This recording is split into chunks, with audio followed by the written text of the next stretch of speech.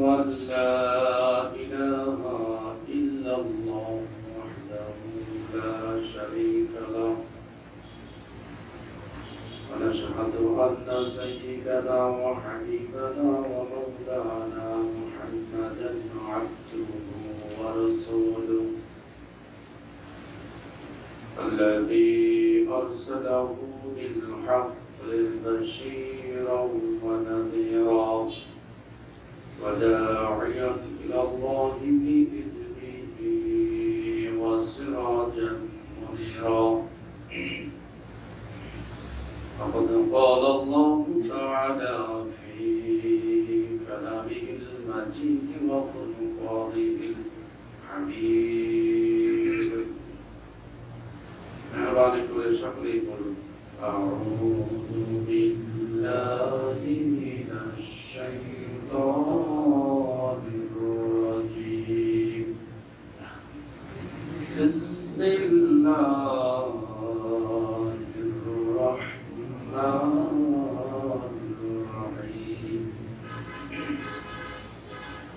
وإذا حييتم بتحية فحيوا بأحسن منها أو ردوها إن الله كان على كل شيء حسيبا الله لا إله إلا هو ليجمعنكم إلى يوم القيامة إلى يوم القيامة لا ريب فيه ومن أصدق من الله حديثا صدق الله ورسوله الحمد لله رب العالمين والصلاة والسلام على أشرف الأنبياء والمرسلين وعلى آله وأصحابه أجمعين সম্মানিত মুসলিম কেরাম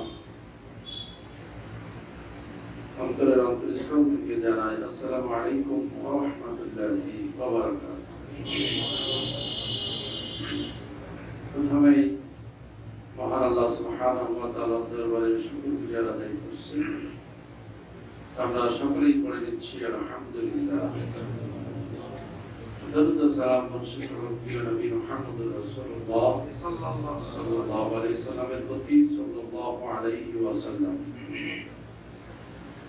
তো মাগফিরাত কামনা করছি সেই সমস্ত মুত্তাকিনদের জন্য যারা বিদায় নিয়ে গেছেন, এই দুনিয়া থেকে যারা ঈমানের সাথে বিদায় নিয়েছেন, আল্লাহ তাদেরকে মাফ করে দিন, ক্ষমা করে দিন। আমরা সকলেই বলছি আমিন। আমরা যারা জীবিত আছি আমাদের জন্য আল্লাহ পাকের দরবারে দোয়া করছি, আমরা যাতে মৃত্যু পর্যন্ত ঈমানের উপরে, ইসলামের উপরে ইস্তেকামাত থাকতে পারি। আল্লাহ পাক যাতে আমাদেরকে ইসলামের জন্য কবুল করেন, আমরা সকলেই বলছি আমিন।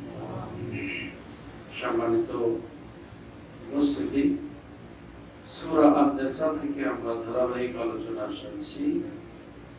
85 আয়াত পর্যন্ত আমরা আলোচনা শুনেছিলাম। তারপর থেকেই আমরা আজকে আলোচনা শুরু করব। ভূমিকায় বেশি কথা না বলে আমরা সরাসরি কোরআনুল কারীম থেকে আলোচনা শুনবো ইনশাআল্লাহ। আসন বিতাড়িত মর্দুদ শয়তান থেকে আল্লাহ পাকের নিকট আরো একবার আশ্রয় কামনা করে দিচ্ছি। সকলেই পড়ে নিচ্ছি আউযু বিল্লাহি মিনাশ শাইতানির রাজীম। বিসমিল্লাহির রাহমানির রহিম। বিতাড়িত মর্দুদ শয়তান থেকে আল্লাহ পাকের নিকট আশ্রয় কামনা করছি। পরম করুণাময় দয়ালু আল্লাহ পাকের নামে শুরু করছি। ফাইদা হুইয়িতুম বিতাহিয়াতিন, যখন তোমাদেরকে সালাম দেওয়া হয়, তোমাদেরকে যখন কেউ অভিবাদন করে, বা হাইয়ু বিআহসানা মিনহা, তোমরা যখন উত্তম পন্থায় তাদের সালামের জবাব দাও, আও রুদ্দুহা, অথবা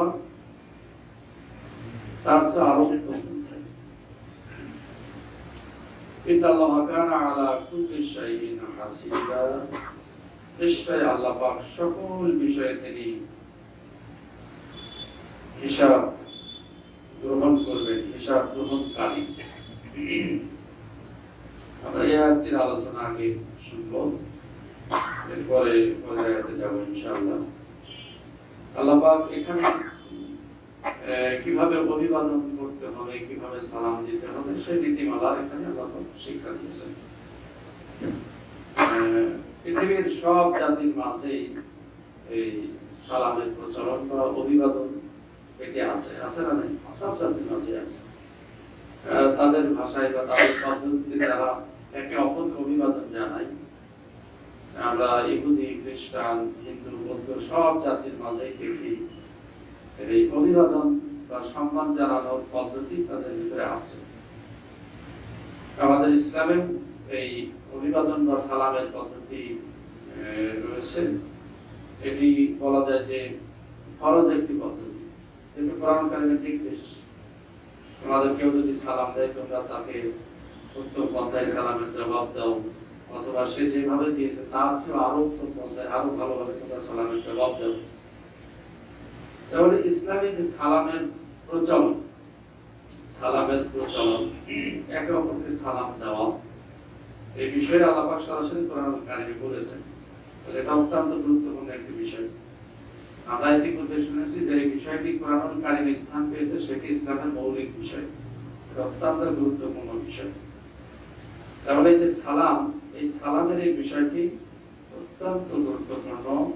এটি সমাজ বিনির্মাণে, এটি ব্যক্তি পরিবার বিনির্মাণে অত্যন্ত গুরুত্বপূর্ণ একটি বিষয়। এই বিষয়ে আল্লাহ পাক এখানে আমাদেরকে নির্দেশনা দিয়েছেন। তোমাদেরকে কেউ যদি সালাম দেয়, সালামুন আলাইকুম অথবা আসসালামু আলাইকুম, কোরআন কারিমে দুইটাই বলা আছে। আপনি যদি সালামুন আলাইকুম বলেন তাহলে ভুল হবে না, অথবা আসসালামু আলাইকুম, এটিও আমরা যেটা বলি সচরাচর, যেটা প্রচলন আছে আমাদের সমাজে, এই দুইটাই কোরআন কারিমে ব্যবহার করা হয়েছে। যেমন সূরা আনামে দেখেন, সূরা আনামে আল্লাহ পাক এখানে পরিষ্কার করে বলেছেন 54 নম্বর আয়াতে, সূরা আনামের 54, এখানে বলা হচ্ছে ফাইদা জাআকাল্লাযিনা ইউমিনুনা বিআয়াতিনা।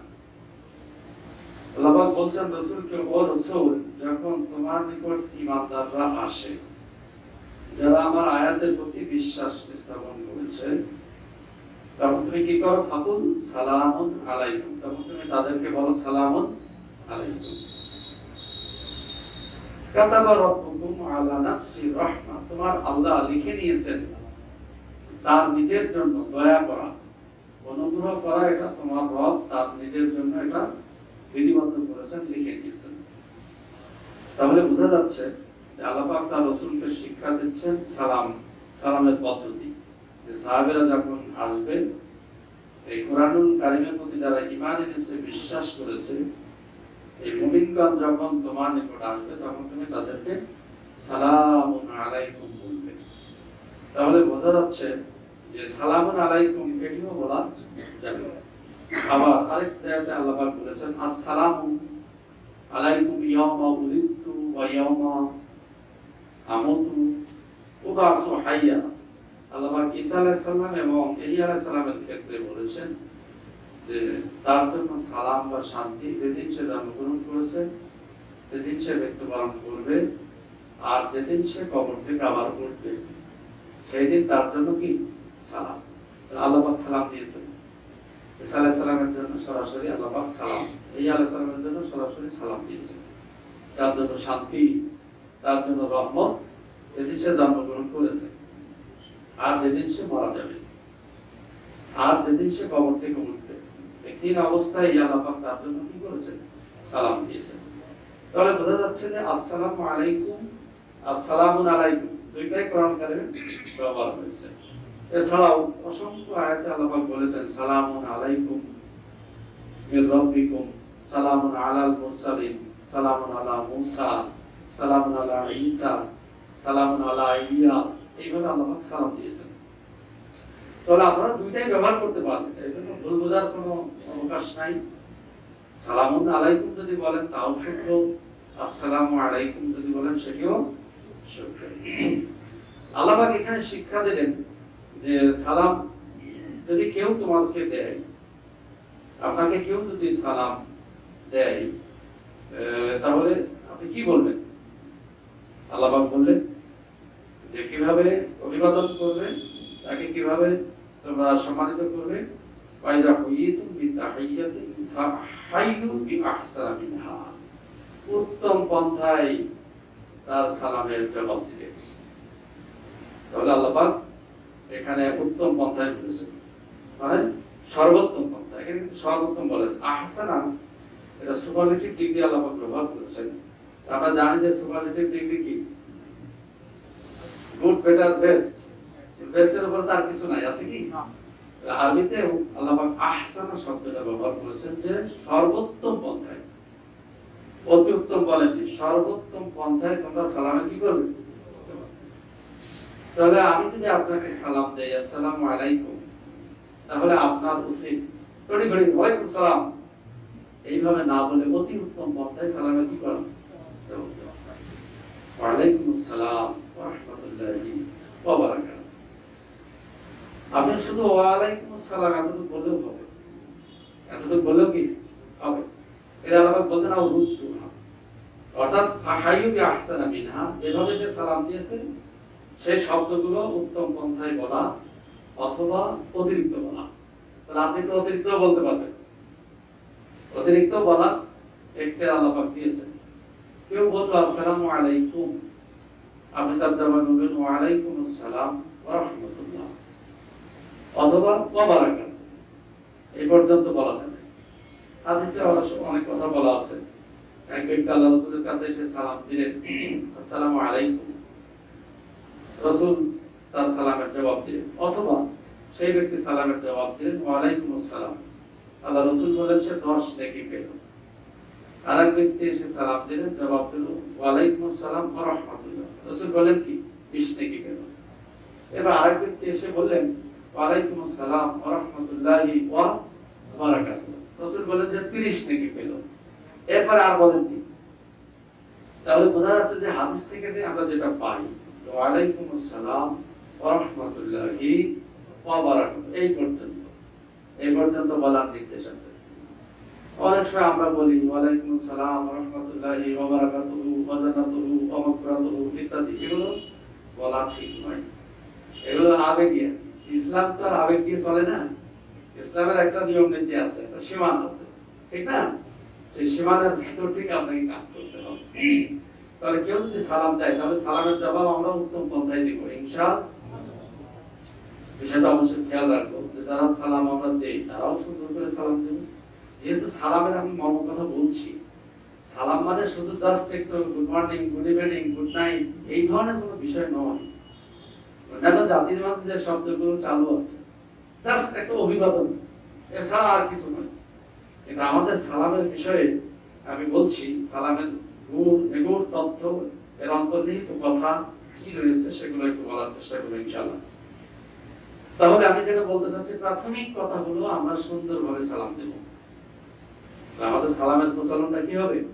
সুন্দরভাবে আসসালামু আলাইকুম, সুন্দরভাবে ওয়া আলাইকুম আসসালাম ওয়া রাহমাতুল্লাহ। একজন আরেকজনকে দেখলে এই যে দোয়া, এটা কি? এটা আমাদের দোয়া, আমাদের জন্য কি দোয়া।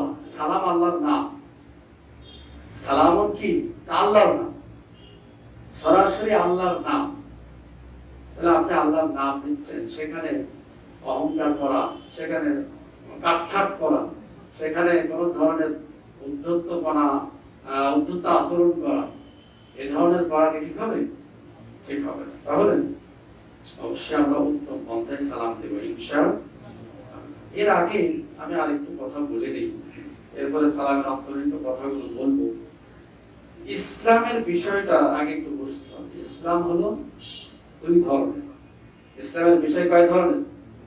দুই। একটা হলো ইবাদত আর একটা কি আখলাক। ইবাদত আর আখলাক, এই দুইটার সমন্বয় হলো ইসলাম। তা আমরা তো কোরআনুল কারীমও জানি না, আমি সহ বলছি, আমরা তো কোরআনুল কারীমও বুঝি না, ইসলামও বুঝি না, ঠিক না?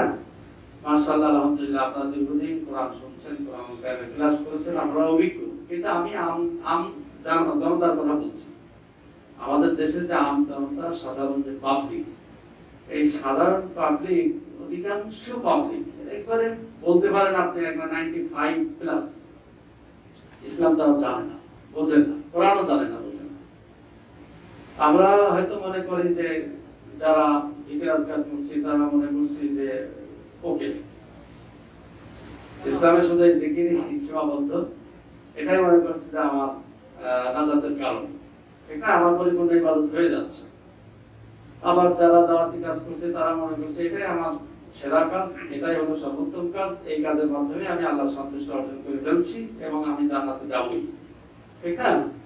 আবার যারা দেখা যাচ্ছে আত্মশুদ্ধির কাজ করছে, কিছুটা আমাদের কল, যেটাকে বলছি কল পরিষ্কারের কাজ করছে। এর আগে আমি বলেছি যে কল তো আমরা জিকির দিয়ে পরিষ্কার করি, কল তো জিকির দিয়ে পরিষ্কার হবে না। কল পরিষ্কার করতে হবে জ্ঞান দিয়ে। কি দিয়ে কল পরিষ্কার করতে হবে? জ্ঞান দিয়ে। কারণ আমাদের তো সব উল্টা শেখানো হয়েছে, সব উল্টা শেখানো হয়েছে। কল থাকে এখানে, কল থাকে এখানে, যার কারণে আমরা এখানে জিকির দিয়ে পরিষ্কার করি। এটা এখন পৃথিবীর সব সায়েন্টিস্ট এবং চিকিৎসা বিজ্ঞানীরা প্রমাণ করেছে যে হার্টের কাজ শুধু রক্ত পাঞ্চ করা। হার্টের কাজ কি? রক্ত পাঞ্চ করা, শরীরে রক্তগুলো পাঞ্চ সারা শরীরে পৌঁছে দেয়, এটা হার্টের কাজ। কৃত্রিম হার্ট দিয়ে মানুষ বেঁচে আছে পৃথিবীতে, আছে না নাই? কৃত্রিম হার্ট একটা টোটাল কেটে বাদ দিয়েছে, একটা ব্যাগের ভিতরে হার্ট সেট করা আছে, সে ব্যাগ বহন করে। কৃত্রিম হার্ট, সে বেঁচে আছে এবং স্বাভাবিক, তার ব্রেন ঠিক আছে, সব ঠিক আছে, আছে না নাই? তাহলে হার্ট যদি জ্ঞানের সাথে যদি সম্পৃক্ত হতো, তাহলে ওর হার্টটা কেটে বাদ দেওয়া হয়েছে, অর্থাৎ সে চলতে পারতো না, সে তো সবই ভুলে যেত, ঠিক না? তার শরীর তো সব অকেন্দ্র হয়ে যেত। তাহলে বোঝা যাচ্ছে যে হার্টটা জ্ঞানের সাথে সম্পৃক্ত নয়, জ্ঞানের সাথে সম্পৃক্ত কি? ব্রেন। জ্ঞানের সাথে সম্পৃক্ত ব্রেন। এখন কলবের অর্থ হলো মন, কলবের অর্থ কি? মন, অন্তঃকরণ। এখন কল কোথায় থাকে? ব্রেনে থাকে। কোথায় থাকে? ব্রেনে থাকে। আপনাদেরকে এর আগে ছবি সহ দেখিয়েছি যে কল থাকে হলো ফ্রন্টাল লব, যেটা আছে ফ্রন্টাল লব এবং প্যারাইটাল লব, এই যে সামনে সম্মুখ ব্রেনের অগ্রভাগ। এই সম্মুখ ব্রেনের অগ্রভাগে এখানে থাকে হলো কি? এখানে মন থাকে, মন। এই মনে আবার বিভিন্ন ফাইল আছে, সেখানে দুঃখ, বেদনা, হাসি, কান্না ইত্যাদি সব ধরনের ব্যবস্থা এখানে আছে। সেগুলো আবার কখনো সুযোগ হলে আপনাদেরকে আবার দেখাবো ইনশাআল্লাহ। যে কথা বলতে চাচ্ছি যে কল পরিষ্কার করতে হয় কি দিয়ে? জ্ঞান দিয়ে। কল পরিষ্কার করতে হয় জ্ঞান। এই মন উৎকর্ষিত হয় জ্ঞান, জ্ঞানের মাধ্যমে উৎকর্ষিত হয়। যত সঠিক জ্ঞান এখানে আপলোড করবো তত মনটা কি হবে? উৎকর্ষিত হবে। যত খারাপ জ্ঞান আমি এখানে দিব তত আমার ব্রেনটা কি হবে? ডাউন হতে থাকবে। তাহলে যে কথা বলছি যে দেখেন, আমাদেরকে কল পরিষ্কার করতে হবে, কল। তাহলে যে পদ্ধতিতে আমরা কল পরিষ্কার করছি, বর্তমান পৃথিবীতে যে পদ্ধতিতে কল পরিষ্কার হচ্ছে না, এই জন্য মুসলমানরা পিছিয়ে গেছে। জ্ঞানের দিকে খুবই মুসলমানদের পদচারণা খুবই কম। শিক্ষা দীক্ষা আমাদের এত কম, আপনারা সেটা জানেন, শিক্ষিত মানুষ। বর্তমান মুসলমানদের অবস্থা কি, পৃথিবীতে কি অবস্থা আছে, শিক্ষা দীক্ষা সকল দিক থেকে আমাদের অবস্থান কি? একেবারে পিছনে। কারণ কল যে পরিষ্কার হয় জ্ঞান দিয়ে, এই কথাটা তো ভুলিয়ে দেওয়া হয়েছে। মুসলিম জাতিকে এই কথাটা কি করা হয়েছে? ভুলিয়ে দেওয়া হয়েছে, মিটিয়ে দেওয়া হয়েছে। আমরা যদি জানতাম যে আমাদের কলটা পরিষ্কার করতে হবে, উৎকর্ষিত করতে হবে জ্ঞান দিয়ে, তাহলে আমরা আবার বসে যেতাম জ্ঞান অর্জনে, ঠিক না? আবার জ্ঞান অর্জনে, জ্ঞান অন্বেষণের জন্য আমরা পাগল হয়ে যেতাম। একসময় মুসলিমরা তারা সারা পৃথিবী জয় করেছেন। জ্ঞান বিজ্ঞান সকল দিকে মুসলমানদের পদচারণা ছিল। আপনারা জানেন যে চিকিৎসা বিজ্ঞানে ইবনে সিনার যে অবদান, 1000 বছর ধরে ইউরোপে তার কিতাবিক যেটা যে বৈদিক কানুন যেটা বলা হয়েছে, যে চিকিৎসা বিজ্ঞানের এটাকে বাইবেল হিসেবে ব্যবহার করেছে ইউরোপ আমেরিকা সব জায়গাতে। মুসলমানদের ভিতরে বিজ্ঞানী ছিল আলজাবের ইবনে হায়ান, যিনি আলজাবরার জনক, যিনি কেমিস্ট্রির জনক, আবু কামেল আর রাজি, এই সমস্ত মুসলিম দার্শনিক এবং বিজ্ঞানী যাদের কথা আমরা জানি, তারা সারা পৃথিবী জয় করেছে, একটা পৃথিবী জয় করেছে। তাহলে আমাদের পূর্ববর্তী মনীষীরা তারা জানতেন কল কোথায় থাকে, তারা জানতেন না? তারা কল জ্ঞানের মাধ্যমে পরিষ্কার করেছিলেন, আর জ্ঞান দিয়ে সারা পৃথিবী তারা জয় করেছিলেন। আজকে আমরা শক্তি দিয়ে জয় করতে চাচ্ছি, শক্তি দিয়ে সম্ভব নয়। শক্তি প্রয়োগ করে একটা জাতিকে বেশি দিন দমন করা যায় না। যায় কি? আমেরিকা আপনার বম মেরেছিল জাপানে, হিরোশিমা নাগাসাকি থেকে পারমাণবিক বোমা মেরেছিল না? সেই জাতিকে কি পৃথিবী থেকে নিশ্চিহ্ন করা সম্ভব হয়েছে? শক্তি প্রয়োগ করে একটা জাতিকে বেশি দিন দমন করে রাখা যায় না। কিন্তু একটা জাতিকে শেষ করতে হলে আগে জ্ঞানে ভুল ঢুকিয়ে দিতে হবে। ভুল জ্ঞানে যদি ভুল ঢুকিয়ে দেওয়া যায়, সে জাতি শেষ হয়ে যাবে। আর মুসলিম জাতির পতন হয়েছে প্রায় 500 বছর হয়ে যাচ্ছে। কয়েকশো বছর ধরে মুসলিম জাতি আর মাথা তুলে দাঁড়াতে পারছে না। তাদের আমাদের জ্ঞানে ভুল ঢুকিয়ে দেওয়া হয়েছে। এই জন্য জ্ঞানের দিকে আমাদেরকে আবার সংস্কার করতে হবে। কল যদি আমরা আবার এখানে রাখি, তাহলে আমাদের অবস্থাকে আরো নিচে যাবে। তাহলে আমাদের কলটা এখানে নিয়ে যেতে হবে। কল পরিষ্কার করতে হলে আবার আমাদের জ্ঞান অর্জন করতে হবে, ঠিক না? সম্মানিত বন্ধুগণ, যে কথা বলতে চাচ্ছি, যে আল্লাহ পাক আমাদের খেয়াল আছে কিনা, যেটা দিয়ে শুরু করছিলাম, যে ইসলামের বিষয় কয়টি? দুইটি বিষয়। একটা হলো ইবাদাতুদ্দিন আর একটা হলো আখলাকুদ্দিন।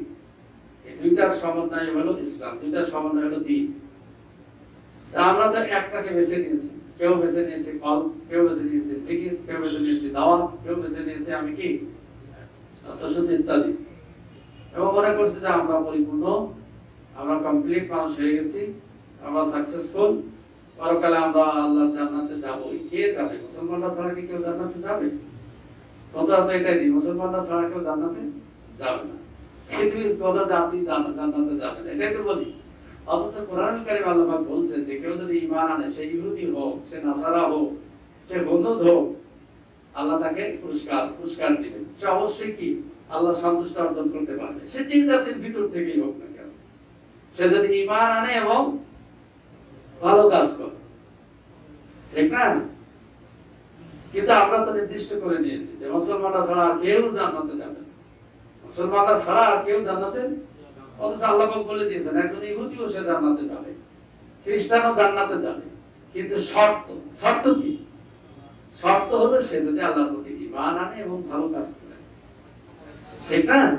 ঈমান আনে এবং যদি ভালো কাজ করে। তো সম্মানিত বন্ধুগণ, তাহলে দুইটি বিষয়ে ইসলাম, দুইটির সমন্বয়ে ইসলাম হবে। একটা হলো ইবাদাতুদ্দিন আর একটা হলো আখলাকুদ্দিন। তাহলে ইবাদাতুদ্দিন যেটা আল্লাহর সাথে সম্পৃক্ত, এটা কি কার সাথে সম্পৃক্ত? আল্লাহর সাথে সম্পৃক্ত। আব্দুল মানে দাস, আব্দুল মানে কি? দাস। আর ইবাদা মানে দাসত্ব। ইবাদা মানে কি? দাসত্ব করা। তাহলে আব্দুলের কাজ হলো ইবাদা, দাসত্বগিরি করা। আমরা কার দাসত্ব করব? আল্লাহর দাসত্ব। দাসত্বটা হবে কার? আল্লাহর দাসত্ব। তাহলে ইবাদাতুদ্দিন যেটা আল্লাহর দাসত্ব হবে, আর কারোর দাসত্ব হবে না। কারণ মানুষ যেটা আশরাফুল মাখলুকাত, সৃষ্টির সেরা জীব, সে আনুগত্য করবে কার? তার যে সেরা, তারই তো আনুগত্য করবে। তাহলে সৃষ্টির সেরা যে মানুষ, মানুষকে জ্ঞান দেওয়া হয়েছে, আকল দেওয়া হয়েছে, অন্য কোনো জাতিকে বা অন্য কোনো প্রাণীকে, জাতি আল্লাহ জাতি বলেছেন এক একটা যে সৃষ্টি, তাদেরকে জাতি বলা হয়েছে, ঠিক না? গরু অর্থাৎ প্রাণী, গরু, ছাগল, ভেড়া, মহিষ, এটা একটা উম্মাহ, আল্লাহ পাক উম্মাহ জাতি করেছে তাদেরকে। জিন একটা জাতি, গরু একটা জাতি, পশু পাখি একটা জাতি, আল্লাহ পাক এক একটাকে জাতি বলেছে। মানুষও একটা উম্মাহ, মানুষও কি জাতি। আল্লাহর এই জগতে যত জাতি আছে তার ভিতরে শ্রেষ্ঠ জাতি কে? শ্রেষ্ঠ জাতি এই কথা আমরা কোথায় পেয়েছি? কোরআন কারীম। কুনতুম খায়রা উম্মাতিন উখরিজাত লিন-নাস তা'মুরুনা বিল মা'রুফ ওয়া তানহাউনা আনিল মুনকার। আল্লাহ পাক বলেন তোমরাই শ্রেষ্ঠ জাতি, তোমরাই শ্রেষ্ঠ জাতি। এই জন্য শ্রেষ্ঠ জাতি বললেন যে আমরা কি জ্ঞানের দিকে কি শ্রেষ্ঠ। পৃথিবীর অন্য কোন জাতি তাদের এত কমন সেন্স দেওয়া হয়নি, যে কমন সেন্সটা মানুষকে দেওয়া হয়েছে। মানুষ ভালো মন্দ বুঝতে পারে, কিন্তু অন্যান্য প্রাণী অত ভালো মন্দ বুঝতে পারে না। সে শুধু তার নিজের খাওয়া, নিজের ভালোটা বোঝে, আর কিছু বোঝে না। আপনি গরুর দিকে যদি খেয়াল করেন, দেখবেন সে কি করে বেশি খেতে পারবে বা সে কি করে খেতে পারবে, এটা সে চিন্তা করে। আর নিজে সে কি করে আত্মরক্ষা, নিজেকে আত্মরক্ষা করবে, কিভাবে সেফ থাকবে, এটা সে চেষ্টা করে, ঠিক না? কিসে মনোনিবেশ করলাম, কিসে অমনোনিবেশ করলাম, সে কোনোটাই জানে না। এই জ্ঞানটা দেওয়া হয়। অথচ মাথা কিন্তু আমাদের চেয়ে অনেক বড়, বড় না? অনেক বড়। তাহলে এই যে আল্লাহ পাক এগুলো সৃষ্টি করেছে, তাদের কমন সেন্স কম। আল্লাহ কমন সেন্সটা দেন নাই, একেবারে নাই তা বলবো না, কিছু কমন সেন্স আছে, খুবই কম, মানুষের তুলনায় কম। এই জন্য মানুষ আশরাফুল মাখলুকা, সৃষ্টির সেরা জীব। তো মানুষ দাসত্ব করবে কার? মানুষের দাসত্ব করব, মানে নিকৃষ্ট জীবের দাসত্ব করবে না আল্লাহর দাসত্ব করবে? এই জন্য বলা হয়েছে ইবাদাতুদ দ্বীন, দ্বীনের ইবাদত করা, দ্বীনের ইবাদত করা। দ্বীন মানে পরিপূর্ণ জীবন ব্যবস্থা একটা, আল্লাহর পক্ষ থেকে যেটা এসেছে এটা হলো দ্বীন বলা হয়। তাহলে ইবাদাতুদ দ্বীন যেটা আল্লাহর সাথে সম্পৃক্ত।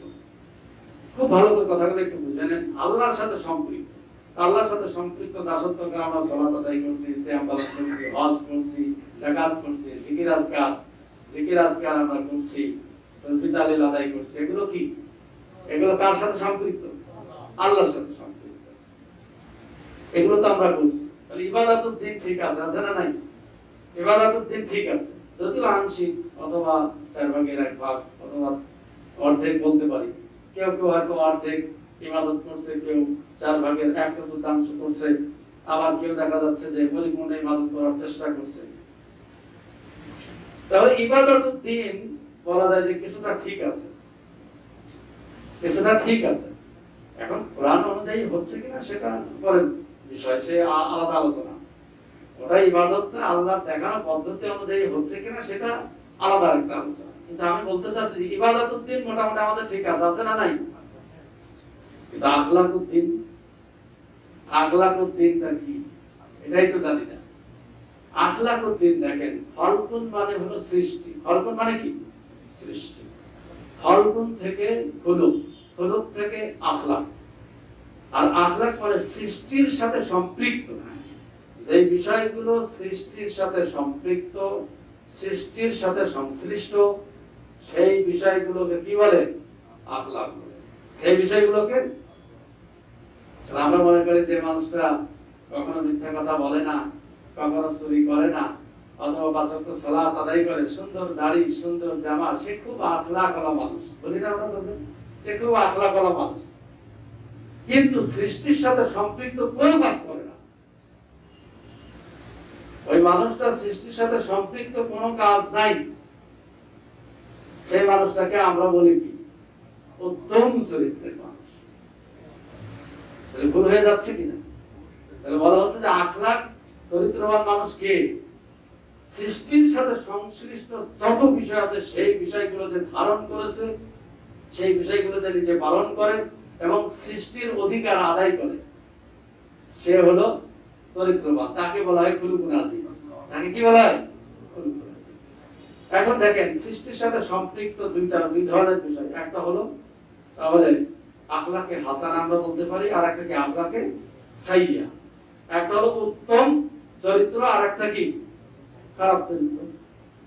উত্তম চরিত্র আর খারাপ চরিত্র।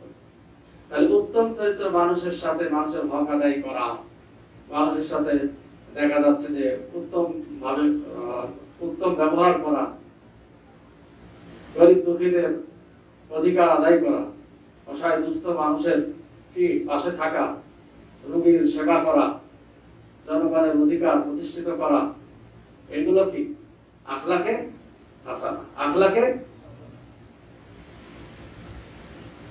তাহলে সৃষ্টির স্বার্থ সংশ্লিষ্ট যত বিষয় আছে, দেখেন সৃষ্টির সাথে স্বার্থ সংশ্লিষ্ট যতগুলো বিষয় আছে এইগুলো হলো আখলাকে হাসানা। আমাদেরকে সেই কাজগুলো করতে হবে, করতে হবে কিনা? কিন্তু করি কি বলেন? করি কি? করি কম। তাহলে আমরা কেমনে দাবি করতে পারি যে আমাদের ইবাদত সব কমপ্লিট ইবাদত বা আমরা পরিপূর্ণ ইবাদত করছি? হচ্ছে না। ইবাদত তো দুই ধরনের, একটা হলো ইবাদতুদ দ্বীন আর একটা আখলাকুদ দ্বীন। দ্বীনের দুইটি বিষয়, একটা ইবাদতুদ দ্বীন আর একটা আখলাকুদ দ্বীন। তাহলে দ্বীন কমপ্লিট হতে হলে দুইটা বিষয় লাগবে, লাগবে কিনা বলেন? আর আখলাকে সাইয়া, যেটা আখলাকে সাইয়া সৃষ্টির সাথে যেগুলো সাংঘর্ষিক, স্বার্থ সংশ্লিষ্ট নয়, স্বার্থের বেঘাত যে বিষয়গুলো আছে, এগুলো মিথ্যা কথা বললে সৃষ্টির স্বার্থ কি হয়? বেঘাত হয়। চুরি করলে স্বার্থের বেঘাত হয়। জনগণের অধিকার আদায় না করলে স্বার্থের কি হয়? বেঘাত হয়। রাস্তা নির্মাণ না করলে জনগণের স্বার্থের কি হয়? ক্ষতি হয়। ক্ষতি হয় না? রাস্তায় হাঁটছিলেন, দেখলেন একটা অমসৃণ রাস্তা, রাস্তাটা অমসৃণ, ভালো না, উঁচা নিচা। তিনি সাথে সাথে কর্মচারীদেরকে ডেকে বললেন, রাস্তা ঠিক করে দাও, তাড়াতাড়ি রাস্তা ঠিক করে দাও, কারণ জনগণের এই রাস্তায় চলতে কষ্ট হচ্ছে, জনগণের এই রাস্তায় হাঁটতে কি হচ্ছে? কষ্ট হচ্ছে। তাহলে রাস্তা, সুন্দর রাস্তা নির্মাণ করে দেওয়া, এটা হলো জনগণের স্বার্থের সাথে সংশ্লিষ্ট, এটা হলো আখলাকে হাসানা। তাহলে যারা এই কাজগুলো করে সুন্দরভাবে, তারা কি? চরিত্রবান, ঠিক না? তারা হলো চরিত্রবান। কিন্তু এখন রাস্তার চামড়া যে সব উঠে যাচ্ছে, বুঝতে পেরেছো? দেখেন আমরা চরিত্রবান কাদেরকে চরিত্রবান বলছি। এরপরে দেখেন জনগণের স্বার্থের সাথে যত কাজ রয়েছে সব জায়গায় মিসইউজ হচ্ছে, হচ্ছে কিনা বলেন? সব জায়গায় আমরা দেখতে পাচ্ছি। আমরা শিক্ষিত সচেতন, আমাদের অস্বীকার করার উপায় নাই। এখন এই গ্লোবাল ভিলেজের যুগে অস্বীকার কেমনে করবেন? অস্বীকার করার সুযোগ নাই, জনগণের চোখকে ফাঁকি দেওয়ার সুযোগ নেই। আছে কি?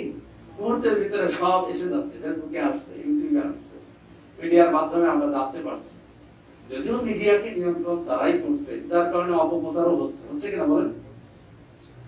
যে কথা বলতে চাচ্ছি, জনগণের সাথে স্বার্থের সাথে যে বিষয়গুলো সংশ্লিষ্ট আমরা দেখতে পাচ্ছি, সব জায়গায় মিছিল হচ্ছে, সব জায়গায় কি হচ্ছে? গাদ্দারি হচ্ছে, সব জায়গায় আরবিতে বললে বেঈমানি হচ্ছে। কি হচ্ছে?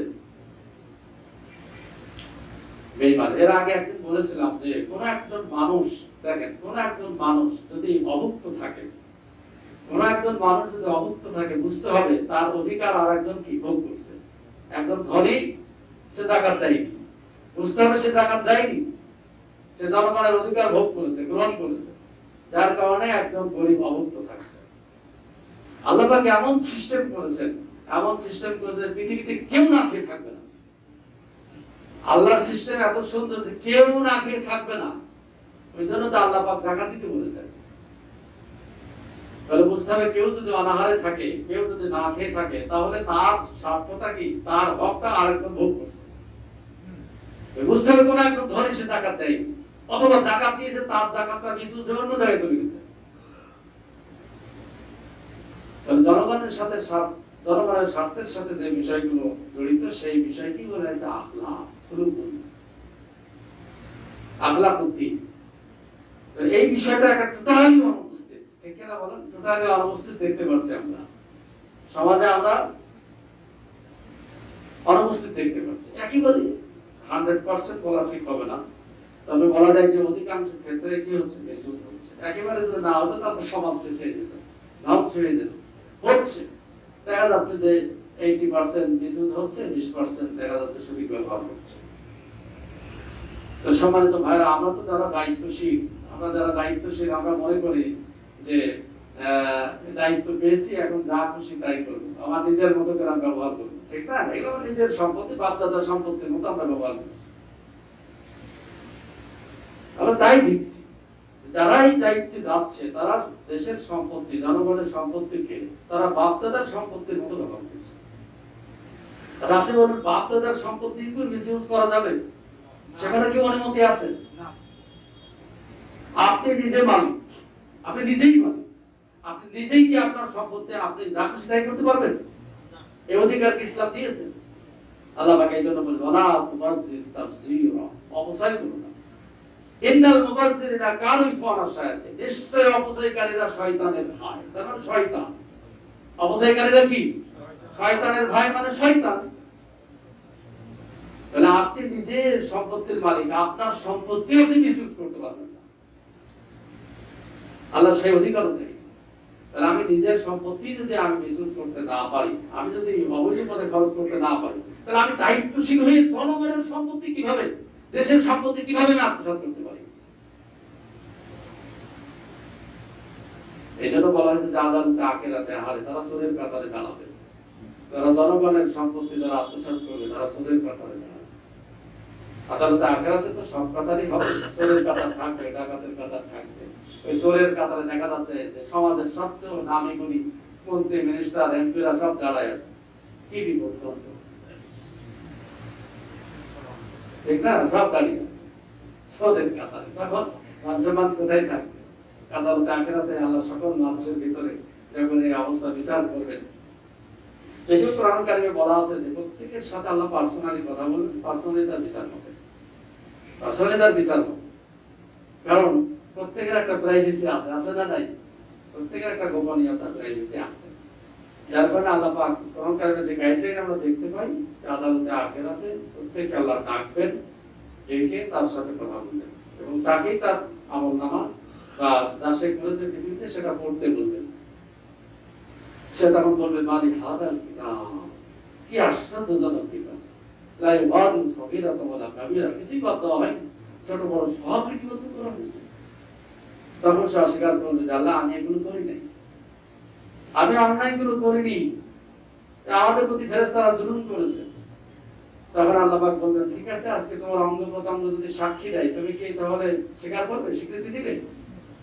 তখন তার মুখে মোহর করা হয়, আল-ইয়াওমা নাখতিমু আলা আফওয়াহিহিম ওয়া তুকাল্লিমুনা আইদিহিম ওয়া তাশহাদু আরজুলুহুম বিমা কানু ইয়াকসিবুন। আল্লাহ সূরা ইয়াসিনে বলেছেন সেদিন তার মুখে মোহর, মুখ আর কথা বলতে পারবে না, মুখ দিয়ে আর কথা হবে না।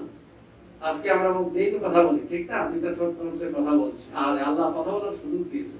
কয়েকদিন আগে আসছিলাম, গত সপ্তাহ নেই, গত সপ্তাহের আগের সপ্তাহে এক ভদ্রলোক, আমাদের খুব প্রিয় মানুষ, রাজশাহীর পরিচিত মুখ, খুব নাম করা ব্যবসায়িক, আরটি মার্কেটে বড় দোকান আছে। হঠাৎ করে তার স্ট্রোক হয়েছিল। স্ট্রোক করে এখন রক্ত ব্রেনের ভিতরে রক্ত দ্রুত, তার চিকিৎসা হয়েছে, ঢাকায় নিয়ে গেছে। রক্তগুলো সে তার ব্রেন এই খুলি মানে এটা অপারেশন করে তার রক্তগুলো সাফ করেছে। এখন ভালো, আলহামদুলিল্লাহ, 1.5 মাস 2 মাসের ব্যবধানে ভালো। তো বলছে যে আমি যখন স্ট্রোক করলাম বুঝলাম যে আমার আস্তে আস্তে কথাগুলো আউড়িয়ে যাচ্ছে। এক পর্যায়ে আস্তে আস্তে গলার কণ্ঠস্বর বসে গেল, আর কথা বের হচ্ছে না। তো বলছে তখনই আমি আল্লাহর কাছে দোয়া করেছিলাম, আল্লাহ তুমি আমার কণ্ঠ কেড়ে নিও না, আল্লাহ আমার জবানটা কেড়ে নিও না, আমি তোমার কোরআন পড়তে চাই, তোমার কাছে দোয়া করতে চাই। আল্লাহ আমার কণ্ঠটা আবার ফিরিয়ে দিয়েছে, তার কণ্ঠটা সে আবার ফিরে পেয়েছে। একসাথে আসলাম ট্রেনে বসে, আমি যে কথা বলতে চাচ্ছি, এই যে কণ্ঠ আল্লাহ দিয়েছেন জবান, যে বুবা কথা বলতে পারে না, মনের ভাব প্রকাশ করতে পারে না, সে জানে কণ্ঠের কি দাম, ঠিক না বলো? আল্লাহ এই যে জবান দিয়েছেন, আমরা কথা বলছি, যা চাচ্ছি তাই আমি বলতে পারছি, আমার মাকে আমি ডাকতে পারছি, আমার স্ত্রীকে আমি সম্বোধন করতে পারছি, আমার ছেলে মেয়েদেরকে আদর করতে পারছি, ঠিক না? জনগণের উদ্দেশ্যে আমি বক্তৃতাও দিতে পারছি। এই কণ্ঠ সেদিন মহলের দিলাম, আর কথা বলতে পারবে না। সেদিন হাত কথা বলবে, হাত সেদিন কথা বলবে। এ কথা কোরআন কারিমে আছে না নাই? হাত সেদিন কথা বলবে, পা সেদিন সাক্ষ্য দিবে। হাত বলতে আল্লাহ এই 2 হাত দিয়ে সব অপরাধ করেছে, এই 2 হাত দিয়ে কলম দিয়ে সে কি করেছে, দুর্নীতি করেছে। এই 2 হাত দিয়ে জনগণের সম্পত্তি সে আত্মসাৎ করেছে। পা বলবে আল্লাহ হেঁটে করেছে, এই 2 পা বলবে যে হেঁটে অপরাধ গুলো করেছে। ওয়াশাহিদ আলাইহিম ওয়াসামউহুম ওয়াজলুদুহুম ওয়াবসরুহুম, আল্লাহ কোরআন কারিমে বলেছেন সেই দিন কি করবে? তার কানও সাক্ষী দিবে, তার চোখও সাক্ষী দিবে, তার চামড়াও সাক্ষী দিবে। এগুলো সব আছে না নাই? সবই সম্ভব, সব সম্ভব। বর্তমান সায়েন্স এগুলো স্বীকার করছে, এগুলো সম্ভব। আল্লাহ যা বলেছেন এগুলো বাস্তব, একটাও অবাস্তব নয়। কোরআন তো বাস্তব কথাই বলে, অবাস্তব কথা বলে না। বলে কি? যে কথাগুলো বুঝতে পারে না সেগুলো আমাদের জ্ঞানের বাইরে। যে কথাগুলো কোরআন কারিমের মুতাশাবিহাত কথাগুলো আছে সেগুলো আমাদের আকলের বাইরে। ওগুলো আল্লাহ নিষেধ করেছেন, বোঝার দরকার নেই এগুলো।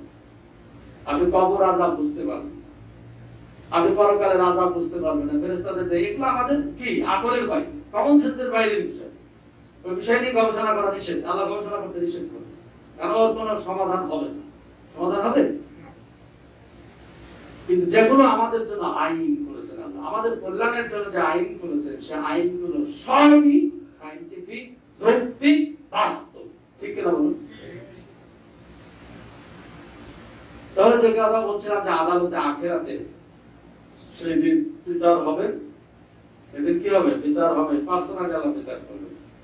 একথা কোরআন কারিমে বলা আছে।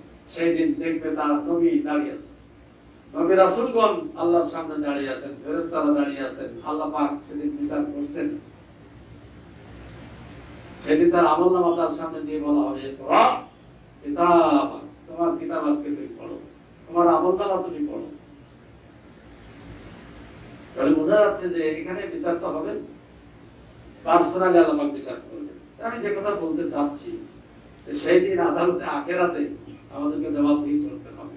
যারা আমরা রাস্তার মাল খেয়েছি, জনগণের সম্পদ খেয়েছি, আপনারা একটু হিসাব করে নেন, সেদিন কি বলবেন, কি করবেন, একটু হিসাব মিলিয়ে নিতে হবে। আমি সহ বলছি, আমি যদি জনগণের স্বার্থের বিঘাত কাজ করি, জনগণের যদি সম্পদ আত্মসাৎ করি, তাহলে আমিও কি সেদিন বাদ যাবো? আমাকে পাকড়াও করো, আগে পাকড়াও করো, আপনাদের আগে আমাকে করো আগে। তাহলে আমার ভয়টা বেশি না কম? যেটা আমি এক নম্বরে থাকবো। যে কথা বলতে চাচ্ছি, সম্মানিত বন্ধুগণ, এই যে জনগণের স্বার্থের সাথে যে বিষয়গুলো সংশ্লিষ্ট, সেইগুলো হলো কি আখলাক। প্রথম থেকে আগেই বলেছি, খলকুন থেকে খুলুক থেকে আখলাক। যে যত সমাজের কল্যাণে, জাতির কল্যাণে, মানবতার কল্যাণে যে যত ভালো কাজ করবে, সে তত ভালো চরিত্র, ঠিক না? সেই হলো সর্বোত্তম চরিত্র। তাহলে আমরা সর্বোত্তম চরিত্রবান হওয়ার ওইটাই তো একটা জায়গা, ঠিক না? একটা দায়িত্ব।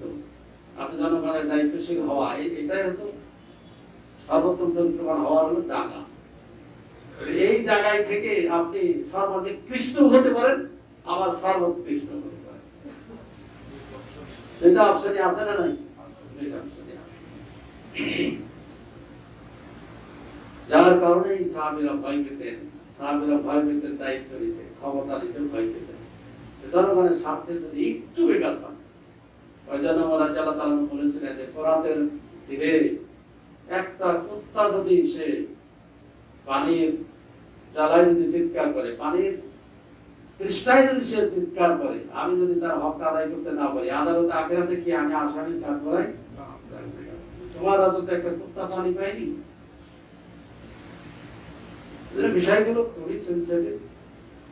আপনারা একটু গভীর ভাবে এগুলো বোঝার চেষ্টা করেন যে আসলে চরিত্রবান মানুষ হতে হলে, আদর্শবান মানুষ হতে হলে আমাদেরকে দুইটা জিনিসই লাগবে, ঠিক না? দুইটা জিনিসই লাগবে। একটা হলো ইবাদাতুদ দ্বীন, যেটা আল্লাহর দাসত্বটা, পরিপূর্ণভাবে আল্লাহর দাসত্বটা লাগবে।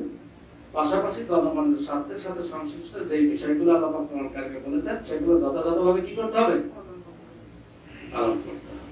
এখন যারা রাত দিন এই কাজগুলো করে, যারা রাত দিন রোগীর সেবা করে, জনগণের স্বার্থের জন্য কাজ করে, জনগণ যাতে কল্যাণে থাকতে পারে, ভালোভাবে থাকতে পারে, দুবেলা দুমুঠো খেতে পারে, সুস্থভাবে জীবনযাপন করতে পারে, এই জন্য যারা রাত দিন কাজ করে, আমরা তাদেরকে মিস্টার বলি। তাদেরকে কি বলি?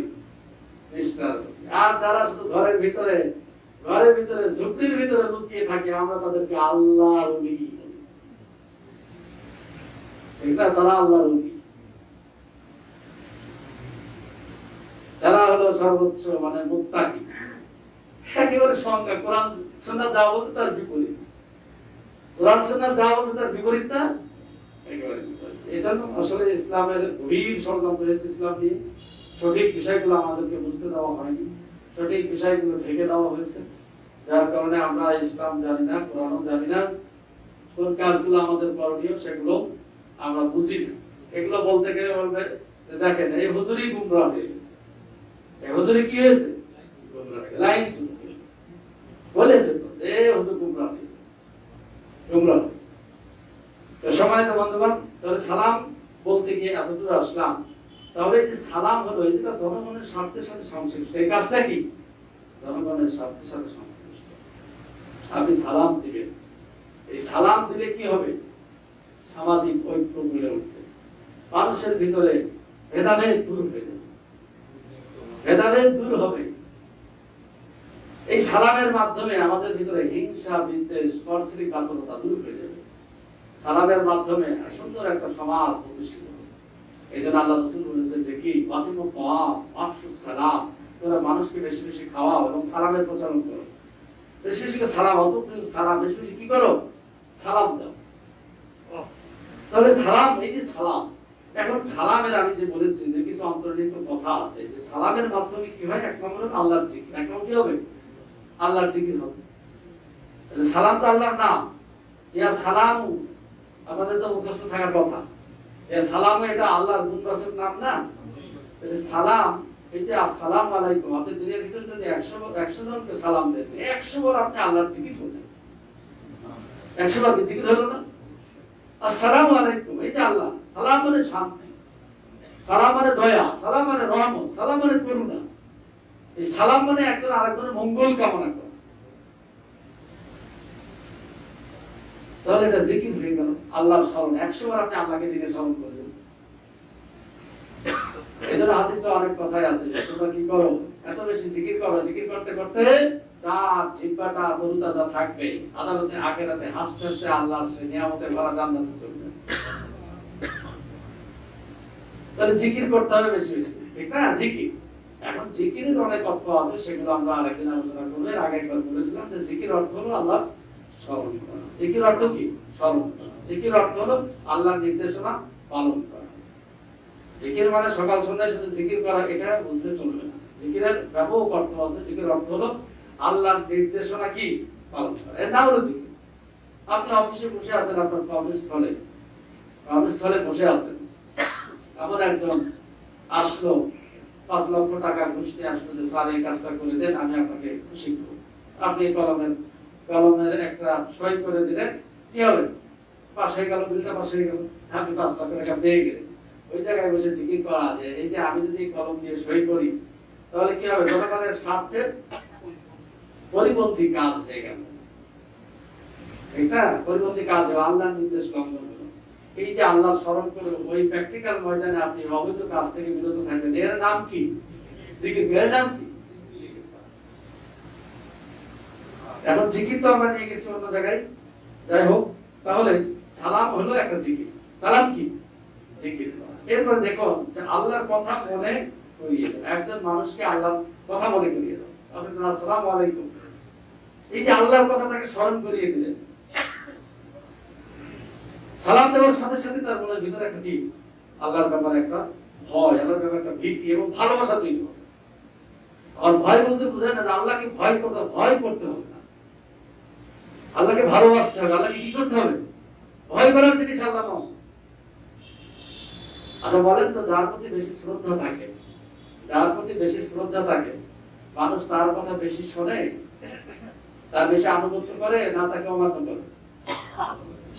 শ্রদ্ধায় আনুগত্য করে, ঠিক না? শ্রদ্ধায় আনুগত্য করে। এবার আমি, আমার একটা দুর্বলতা আছে, সারা জীবনের দুর্বলতা। আমার টিচার যদি সামনে বসে থাকে আমার আলোচনা হবে না, এটা আমার একটা সারা জীবনের দুর্বলতা। আমার টিচার যদি বসে থাকে, সে কম জানলেও আমার আলোচনা হবে।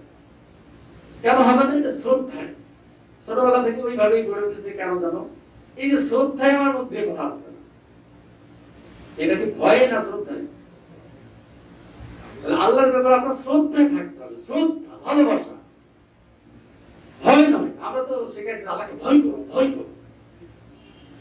ঠিক না? আল্লাহকে ভয় করো। এখানে তাকওয়া তাকওয়ার অর্থ হলো যে আল্লাহকে এমন ভাবে ভালোবাসতে হবে যার ভিতরে ভয়ও থাকবে, যার ভিতরে কি থাকবে, ভালোবাসাও থাকবে। তাহলে এই যে মানুষকে স্মরণ করিয়ে দাও, আপনি যখনই সালাম দিবেন, যখনই একটা বিবেকবান মানুষকে সালাম দিবেন, আল্লাহ কথা স্মরণ করিয়ে দিলেন, সাথে সাথে সে কি ভুলের ভিতরে থাকলে সতর্ক করে দিলেন। তাহলে বোঝা যাচ্ছে যে সালামের মাধ্যমে কি অন্যায় কাজ মানুষ ছেড়ে দিতে বাধ্য হবে, সালামের মাধ্যমে তাকে সংশোধন করা সম্ভব। এরপরে দ্বিতীয় নম্বর হলো, যেমন মুসলমান ভাইয়ের প্রতি সর্বোত্তম দোয়া করা, এর চেয়ে ভালো দোয়া নাই। আল্লাহ তোমার করুণা করুন, আল্লাহ তোমার দয়া করুন। আমরা অনেক সময় দোয়া করি না, অনেক সময় তাদের জন্য দোয়া করি, আল্লাহ তোমাকে দীর্ঘজীবী করুন, বলি না দীর্ঘজীবী করুন। এই যে দোয়া সালাম করলে সেই ধরনের একটা দোয়া, আল্লাহ তোমাকে মঙ্গল করুন, অর্থাৎ সালামতে রাখুন, তুমি যাতে নিরাপদে থাকো, রোগ শোক বালা মুসিবত এভরিথিং সকল বিষয়ে আল্লাহ তোমাকে কি নিরাপদে রাখুন। এই যে আপনি এক ভাইয়ের কল্যাণ কামনা করলেন, কল্যাণ কামনা করে আবার নেওয়া যাবে? বলেন, কল্যাণ কামনা করে নেওয়া যাবে? তাহলে বোঝা যাচ্ছে যে সালাম দিলে দেখবেন এসবগুলো বন্ধ হয়ে যাবে। আমরা যদি সালামের প্রকৃত অর্থটা বুঝি, এই জন্য সঠিক শিক্ষা দরকার। শিক্ষা তো আমরা সেইভাবে আমাদের প্রতিষ্ঠানগুলোতে দেওয়া হচ্ছে না, ইসলামের মূল শিক্ষাগুলো আমরা পাচ্ছি না। যে শিক্ষাগুলো দেওয়া হচ্ছে সেই শিক্ষাগুলো ওগুলো সব আমরা জানি, ওগুলো পড়ে এসেছি। কি শিক্ষা দেওয়া হয়? সঠিক যে শিক্ষা, বাস্তব শিক্ষা, প্র্যাকটিক্যাল শিক্ষাগুলো দেওয়া হয় না। আপনারা যারা সায়েন্সে পড়েছেন, আপনাদের প্র্যাকটিক্যাল ছাড়া আপনাদের কি হবে? সাবজেক্ট পরিপূর্ণ জ্ঞান হবে? প্র্যাকটিক্যাল ছাড়া হবে? একটা ছেলে সে কেমিস্ট্রিতে পড়েছে, কোনোদিন প্র্যাকটিক্যাল করে। একটা ছেলে ডাক্তারি পড়বে, সে কোনোদিন কি করেনি? প্র্যাকটিক্যাল করেনি। অর্থাৎ সে ইন্টার্নি করা, লাশ কাটাছেড়া করা, এরপরে যাবতীয় কিছুই করেনি, শুধু থিওরিটিক্যাল পড়াশোনা করে। ঠিক ডাক্তার হবে না? তাকে অপারেশন করতে বলে জীবনে পারবে সে? তাহলে প্র্যাকটিক্যাল আপনাকে শিখতে হবে। ডাক্তাররা শিখায় হাতে কলমে, এটা এইভাবে কাটতে হবে, এটা এইভাবে কাটতে, এইভাবে করবে, তাছাড়া রোগী মারা যাবে। তাহলে প্র্যাকটিক্যাল ছাড়া হবে না। ইসলাম তো প্র্যাকটিক্যাল, শুধু থিওরিটিক্যাল নয়। তাহলে আমাদের প্রতিষ্ঠানগুলোতে শুধু থিওরিটিক্যাল শেখানো হয়, প্র্যাকটিক্যাল শেখানো হয়। প্র্যাকটিক্যাল ময়দানে এর যে বাস্তবায়ন সেটা আমাদেরকে দেখানো হয়। সম্মানিত বন্ধুগণ, তাহলে আমরা সালামের প্রচলন করবো ইনশাআল্লাহ। সালাম বেশি বেশি করব। এরপরে যেমন মুসলমান ভাইয়ের সাথে এ চুক্তি যে আমার হাত ও মুখ দিয়ে আপনার কোনো কষ্ট হবে না। এটা এক মুসলমানের সাথে আর এক মুসলমানের কি হচ্ছে? উকুদ হচ্ছে, চুক্তি হচ্ছে। সালামের মাধ্যমে কি হচ্ছে? এক মুসলমানের সাথে আর এক মুসলমানের চুক্তি যে আমার হাত আমার মুখ থেকে তুমি ফেরাবো, আমার হাত এবং আমার মুখ থেকে তুমি কখনো ক্ষতিগ্রস্ত হবে না। এই জন্য আল্লাহ রাসূল একটা হাদিসেও বলেছেন, কি বললেন? আল মুসলিমু মান সালিমাল মুসলিমুনা মিন লিসানিহি ওয়া ইয়াদিহি। সেই তো প্রকৃত মুসলমান যার হাত এবং মুখের অনিষ্ট থেকে অন্য মুসলমান নিরাপদ থাকবে। তাহলে যার হাত এবং মুখের অনিষ্ট থেকে অন্য মুসলমান নিরাপদ থাকে না, তাকে আল্লাহ রাসূল মুসলিম বলেন নাই। ঠিক না? আমার মুখ দিয়ে যদি অন্য মুসলমান কষ্ট পায়, আমার কথার দ্বারা যদি অন্য মুসলমান কষ্ট পায়, আমার কথার মাধ্যমে যদি তার ক্ষতি হয়ে যায়, আমার হাতের দ্বারা যদি কষ্ট পায়, আল্লাহ রাসূল বললেন যে না, সেই ইমানদারই মুমিনই না, মুসলিমই না। ঠিক না? তাহলে একটা আমল বাদ দিলে কি হবে? নাম কাটা যাবে। একটা আমল বাদ দিলে নাম, তাহলে বোঝা যাচ্ছে যে এই নীতিমালা থেকে বোঝা যাচ্ছে যে কোরআনুল কারীমের একটা মৌলিক বিষয় যদি কেউ ইচ্ছা করে বাদ দেয়, একটা মৌলিক বিষয় যদি ইচ্ছাকৃত বাদ দেয়, তাহলে তার আমল কি হবে?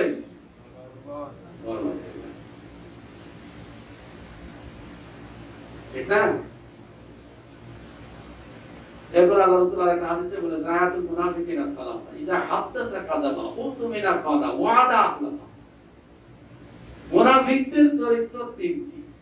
যখন সে কথা বলে মিথ্যা কথা বলে, তার কাছে আমানত রাখলে আমানতের খেয়াল রাখে, সে ওয়াদা করলে ভঙ্গ করে, এটা হলো মুনাফিক। তাহলে যে ওয়াদা ভঙ্গকারী সে মুনাফিক, সে কি আর মুমিন থাকলো? না। বলেন একটা যদি একটা অপরাধ যদি ওয়াদা ভঙ্গ করে, তাহলে আর মুমিন থাকবে না। কি হয়ে যাবে? মুনাফিক হয়ে যাবে। সে যদি মিথ্যা কথা বলে তাহলে আর মুমিন থাকবে না, মুনাফিক হবে। আমানত যদি জনগণের আমানত, আল্লাহর আমানত তার কাছে যদি থাকে, সে যদি আমানতের খেয়ানত করে তাহলে কি হয়ে যাবে? মুনাফিক হয়ে যাবে। কিন্তু আমরা তো তাদেরকে সার্টিফিকেট দিয়ে দিচ্ছি, হাজারো কবিরা গুনাহ করলেও সে মুসলিম, হাজারো কবিরা গুনাহ করলেও সে কি মুসলিম থাকে, আবার জাহান্নাম থেকে বেরিয়েও আসে, ঠিক না? এই কথা দেখেন, কথার সাথে মিল পাওয়া যাচ্ছে। আল্লাহ রাসূলের স্পষ্ট হাদিস, কেউ যদি মিথ্যা কথা বলে মুনাফিক, তো মুনাফিক যাবে কোথায়? বলেন আপনি, কেউ মুনাফিক যাবে কোথায়? জাহান্নামে। কোরআনে তার দলিল আছে না নাই? ইন্নাল মুনাফিকিনা ফি দারকিল আসফাল। মুনাফিকরা জাহান্নামে একবারে নিচে থাকে। বলে মুনাফিক কি আর জাহান্নাম থেকে বের হবে? আপনাদের কি মনে হয় বের হবে? আমার বাবার কথা নয়, হবেই না। আমার কথা নয় করলে তো একটু সুযোগ থাকে, ঠিক না? একটু সুযোগ থাকে। তাহলে বোঝা যাচ্ছে যে মুনাফিক কখনো জাহান্নাম থেকে বের হবে না। তার মানে কোন মুমিন জাহান্নামে যাবে না, মুমিন জাহান্নামে যাবে। যারা জাহান্নামে যাবে তারা একেবারে দণ্ডপ্রাপ্ত আসামি। তারা কি দণ্ডপ্রাপ্ত আসামি। আল্লাহর রায় আর কেউ পরিবর্তন করতে পারবে না। আল্লাহ পাক পরিষ্কার কোরআনে জানিয়ে দিয়েছেন যে তুমি কি পারবে? আল্লাহ পাক বলছেন যে তুমি কি পারবে তাদেরকে জাহান্নাম থেকে বের করতে? যার জন্য জাহান্নাম অবধারিত হয়েছে, তুমি কি তাকে জাহান্নাম থেকে বের করতে পারবে? কে বলছেন? আল্লাহ পাক বলছেন তার রাসূলকে, যার জন্য জাহান্নাম অবধারিত হয়েছে, তুমি কি তাকে জাহান্নাম থেকে বের করতে পারবে? তার মানে কি এই পাওয়ার তোমার নাই? রাসূলকে বলছেন, রাসূলকে বলছেন এই পাওয়ার তোমার নাই। আল্লাহর আদেশ কেউ লঙ্ঘন করতে পারবে না। আল্লাহ যেটা কি বলে ওটাকে সিদ্ধান্ত, সেই সিদ্ধান্তকে পরিবর্তন করতে আমার হক কালাইহি কালমাতুল আযাব আপান্তা তুমকিজু মান ফিন নার। আল্লাহ বলতে যার জন্য জাহান্নামের আযাব অবধারিত, তাকে কি তুমি জাহান্নাম থেকে বের করতে পারবে? আচ্ছা বলেন, এই আয়াত পড়ার পরে আমরা কি করে বলতে পারি, কি করে বলতে পারি যে রাসূল তার ইসলামিক জাহান্নাম থেকে মানুষদেরকে বের করে নিয়ে আসবেন? পীর সাহেব তার ইসলামিক জাহান্নাম থেকে মানুষকে বের করে নিয়ে আসবেন? সম্ভব? এটা সম্ভব? তাহলে এগুলো বাজে কথা আমাদের সমাজে চালু হয়েছে যাতে মানুষ অপরাধ করে, আর এই কথাগুলোর কারণে মানুষ কি হচ্ছে? অপরাধের ভিতরে। ইসলামে অপরাধ করার কোনো সুযোগই নেই, ইসলামে অপরাধ করার সুযোগ নাই। আপনি যদি ভুল করে করেন সাথে সাথে আপনাকে তওবা করতে হবে। ভুল করে যদি অপরাধ হয়ে যায় কাল বিলম্ব না করে সাথে সাথে তওবা করতে হবে। ইত্তাবা তাওবাত আল্লাহি লিল্লাযিনা ইয়ামানা সুআ বিজাহালাতি সুম্মা ইয়াতুবুনা মিন কারিবিন আউলাইকা ইয়াতুবুল্লাহি আলাইহিম। আল্লাহ পাক বললেন তওবা তো ওই সমস্ত ব্যক্তিদের জন্য যারা অজ্ঞতাবশত ভুলের কাজ করেছে এবং সাথে সাথেই আবার ফিরে এসেছে। সাথে সাথেই বলা হয়েছে মিন কারিবিন, খুব দ্রুত ফিরে এসেছে। উলাইকা আলাইহিম উলাইকা ইয়াতুবুল্লাহি আলাইহিম, আল্লাহ তাদের তওবা কবুল করবেন। তাহলে যারা অপরাধ করে লং টাইম, বুড়া হলে তওবা করব, বুড়া হলে হজ করব, হবে না তওবা। আল্লাহর নীতিমালা অনুযায়ী তার তওবা কবুল হবে না। কিন্তু আল্লাহ পাক শর্ত জুড়ে দিয়েছেন, শর্ত যে অপরাধ করার সাথে সাথে দ্রুত তওবা করতে হবে। পরের আয়াতে আবার বলা আছে লাইসাতিত তাওবাতু লিল্লাযিনা ইয়ামালুনা সাইয়্যাত হাত্তা ইযা হাযারা আহাদাহুমুল মাউত ক্বালা ইন্নী তুবতু আন। তো ওই সমস্ত ব্যক্তিদের জন্য কোনো তওবা নয় যারা অপরাধ করতেই থাকে, অপরাধের ভিতরে নিমজ্জিত থাকে, অপরাধ করতেই থাকে, তাদের তওবা কবুল হবে না, হবে না। অপরাধ করতে করতে মৃত্যুর সময় চলে এসেছে, এখন বলে ইন্নী তুবতু আন, আল্লাহ আমি এখন তওবা করছি। আর আমরা বলি এই তাড়াতাড়ি কালেমা পড়া, কালেমা পড়া, কানে কালেমা পড়, কালেমা। সারা জীবন অপরাধ করেছে, সারা জীবন অন্যায় করেছে, আর এখন মরার সময় কালেমা তার কানে পড়লে কাল হবে? বলেন, আর কালেমা তাকে শিখিয়ে কোনো লাভ হবে? তাহলে বোঝা যাচ্ছে এগুলো কোরআনের সাথে সাংঘর্ষিক। যে কথাগুলো বলছিলাম সম্মানিত ধন্যবাদ, এই যে চরম সত্য কথাগুলো ঢেকে দেওয়া হয়েছে, এই জন্য আমাদের সমাজে যে সালাত আদায় করে সেই অপরাধ করে, ঠিক না? যে হজ করে এসেছে সেই অপরাধ করে, সে জানে যে আমি তো ক্ষমা পাবো, আমার ক্ষমা হয়ে যাবে, জাহান্নাম থেকে বের হওয়ার সুযোগ আছে। একদিন না একদিন তো জাহান্নাম থেকে বের হবই, ঠিক না? একদিন না একদিন তো হবই। আর লাইসেন্স দিয়ে দেওয়া হলো আপনাদের। সমাজ শেষ হয়েছে, মুসলমান শেষ হয়েছে এই কারণে, মুসলমান শেষ হয়েছে এই কারণে। মুসলমানের চরিত্র হবে খুলুকুন আজিম, খুলুকুন রাসূলের চরিত্র, অর্থাৎ রাসূলের চরিত্র মানে কি? কোরআন। রাসূলের চরিত্র মানে কি? কোরআন। আর সেই রাসূল আমাদের মডেল, আদর্শ। আমরা সে তার নিকট থেকে তো আদর্শ শিখবো। ওই যে আগেই বললাম যে প্র্যাকটিক্যাল রাসূল হাতে কলমে শিখিয়েছেন। একজন ইঞ্জিনিয়ার প্ল্যান পাস সব থাকে, প্ল্যান পাস যদি দিয়ে দেওয়া হয় এদের হাতে, ওই কি বলে রাজমিস্ত্রির হাতে প্ল্যান পাস যদি দিয়ে দেওয়া হয়, অত বড় পদ্মা সেতু হবে না? ইঞ্জিনিয়ার লাগবে। ইঞ্জিনিয়ার 24 ঘন্টা স্ক্রিন থেকে সেখানে হাতে কলমে বুঝিয়ে দিয়েছে, এইভাবে করো, এইভাবে করো, এইভাবে করো। ঠিক কিনা বলুন? আল্লাহ দিয়েছেন, এটা হলো থিওরিটিক্যাল, এটা থিওরিটিক্যাল। রাসূল প্র্যাকটিক্যাল হাতে কলমে শিক্ষা দিয়েছেন। সুবহানাল্লাহ বলবেন? তাহলে রাসূল আমাদের মডেল, রাসূল আমাদের কি মডেল। সম্মানিত বন্ধুগণ, সময় তো শেষ হয়ে গেছে, আর সামনে আগানো যাচ্ছে না। তাহলে আমি আরেকটা আলোচনা করতে চেয়েছিলাম, একটা হাতেই সময় লেগে গেল। আজকের আয়াত থেকে আমরা যেটা শিক্ষা গ্রহণ করলাম সেটা হলো যে সালামের প্রচলন আপনারা বেশি বেশি করুন। সালামের শিক্ষাটা যদি আমাদের সমাজে বাস্তবায়ন হয়, আমার মনে হয় সমাজ ভালো হয়ে যাবে, ঠিক না?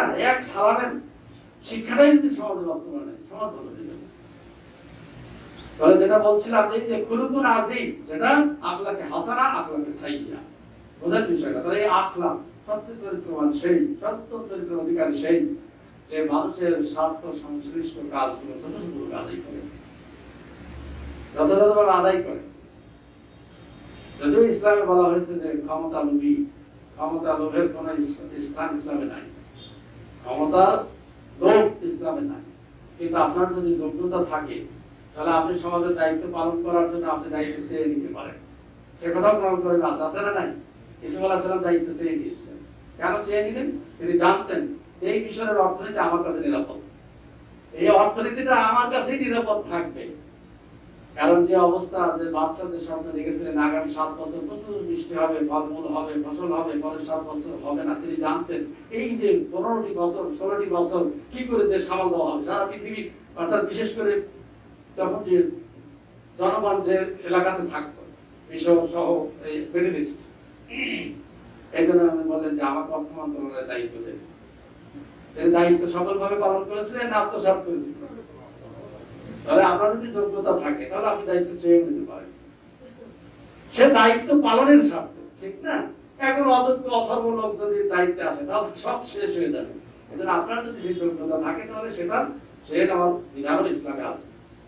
সম্মানিত বন্ধুগণ, এই জন্য আসুন আমরা দুইটা কাজই করবো, আমাদের দুইটা কাজ করতে হবে। একটা হলো ইবাদত, ইবাদত আল্লাহর জন্য, আল্লাহর দাসত্ব করতে হবে। পাশাপাশি আমাদেরকে এই যে আখলাক, যেটা আখলাক দ্বীন, দ্বীনের যে সমস্ত কাজ, মানুষের স্বার্থ সংশ্লিষ্ট যত কাজ, দেশে যত কাজ আছে, এই কাজগুলো আমরা যথাযথভাবে সুচারুরূপে যদি আঞ্জাম দিতে পারি তাহলে আমরাই হব আদর্শ মানুষ। আমরাই কি হব? আদর্শ মানুষ। আর আমাদের জন্যই আল্লাহ পুরস্কার ঘোষণা করেছে। আল্লাহ আমাদের সকলকে তৌফিক দান করুন যাতে আমরা যে কথা শুনলাম আমি সবাই আমল করতে পারি। আসসালামু আলাইকুম।